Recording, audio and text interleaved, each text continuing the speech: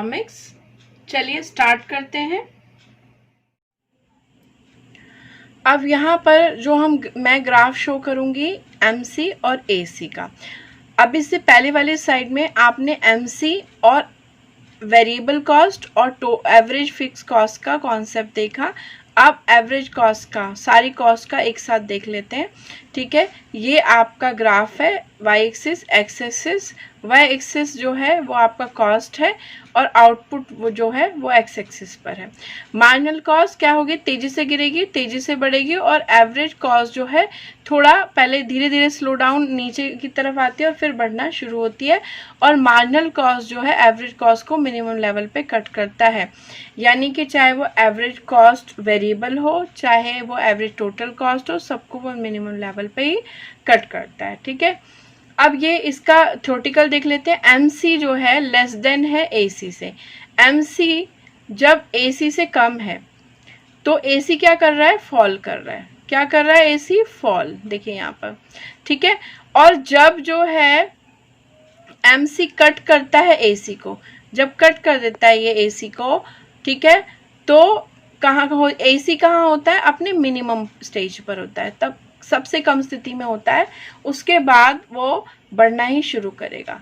और जब MC increase होता है, ठीक है, मोर देन एसी, जब एमसी एसी से मोर देन होगा, इससे ज्यादा चला जाएगा, तो भी तब एसी जाके बढ़ना शुरू हो जाएगा। यानी एसी जो है वो डिपेंड किस पे करता है, किसके मूवमेंट पे, एमसी के। ये जो है ये थ्योरेटिकल कॉन्सेप्ट है। अगर कोई ये पूछे कि एमसी और एसी का रिलेशन बताइए, तो अब ये सारी चीजें उन्हें बताएंगे। और अब ये ग्राफ पे भी मैंने शो करी, आप चाहें तो ग्राफ पे शो कर सकते हैं। एक बार एक रिमाइंडर ले लेते हैं। ठीक है, एमसी जब नीचे गिर रही है, ठीक है, तो एसी भी नीचे गिर रही है। और जब एमसी एसी को कट करती है, उसके बाद वो बढ़ती है, और उसके बाद एसी भी बढ़ना शुरू हो जाती है। ठीक है, और ये एमसी कट करती है एसी को उसके मिनिमम पॉइंट पे। और ये कॉन्सेप्ट वन वर्ड में भी पूछा जा सकता है, पूरा एक बड़ा क्वेश्चन भी आ सकता है। अगर इतना भी आप कर देंगे ना, और रिलेशन पूछा हुआ है आपसे, ग्राफ बना के रिलेशन बता दिया आपने, तो you get the maximum mark of that particular question.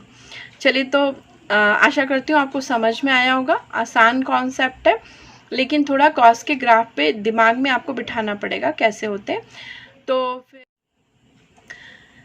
Relationship between total variable cost and marginal cost. Total variable का मार्जिनल कॉस्ट से क्या रिलेशन है। एमसी जो है पूरी तरह डिपेंड होती है वेरिएबल कॉस्ट पे, यानी आप वेरिएबल फैक्टर, जब बात वेरिएबल की आई तो आप समझ जाइए कि वेरिएबल फैक्टर को हम बढ़ा रहे हैं। हम ऐसे साधनों को बढ़ा रहे हैं जो शॉर्ट टर्म में बढ़ सकते हैं और जो प्रोडक्शन है उससे सीधे रिलेटेड है, यानी कच्चा माल और इलेक्ट्रिसिटी, आपका लेबर वगैरह, या अलग भी तरीका का जिस तरह का बिजनेस है। तो जो रनिंग कॉस्ट लगा रहे हैं वो वेरिएबल कॉस्ट है, और वो जो पर यूनिट के हिसाब से आप बढ़ाने के लिए आउटपुट लगा रहे हैं वही आपकी मार्जिनल कॉस्ट होती है। इसको ग्राफ पे देखेंगे, देखिए Y axis cost and X axis पे क्या है, आउटपुट। ठीक है, अब यहाँ पर देखिए जो यू शेप दिख रही है, this is the marginal cost, और ये पहले घटती है और फिर ये बढ़ती है। अगर आप इसका शेप याद कर लें तो आपको ये भी याद आ जाएगा कि पहले ये घटती है और फिर ये बढ़ती है। और इसके जितने का नीचे शेडेड एरिया है ना, ठीक है, ये कॉस्ट घटती जा रही है फिर बढ़ती जा रही है। और प्रोडक्शन कंटिन्यूसली जब ये घटी थी तब भी बढ़ रहा था, और जब ये बढ़ रही तब भी बढ़ रहा है। तो ये जो टोटल कॉस्टिंग आई है, ये है टोटल वेरिएबल कॉस्ट। ठीक है, तो area under the MC curve is total variable cost, and जो एमसी है it is depend upon the variable cost. आप वेरिएबल कॉस्ट बढ़ा बढ़ा के ही आउटपुट बढ़ा रहे हो। ठीक है, और ये जो कॉस्ट पर यूनिट के हिसाब से आ रही है that is called marginal cost. ठीक है, आई होप आपको समझ में आया होगा अच्छे से। चलिए, तो फिर नेक्स्ट अब देखिए ये इम्पॉर्टेंट कॉन्सेप्ट क्या है। MC curve actually show total variable cost, जो आपने पीछे स्लाइड में देखा। एमसी वेरिएबल कॉस्ट को शो करता है और एमसी डिपेंड करता है वेरिएबल कॉस्ट को। ठीक है, तो आई होप मार्जिनल कॉस्ट और वेरिएबल कॉस्ट जो कि सारी कॉस्टिंग को धीरे धीरे बढ़ाते हैं और जिसके बढ़ाने से प्रोडक्शन होता है, आपको अच्छे से समझ में आया होगा।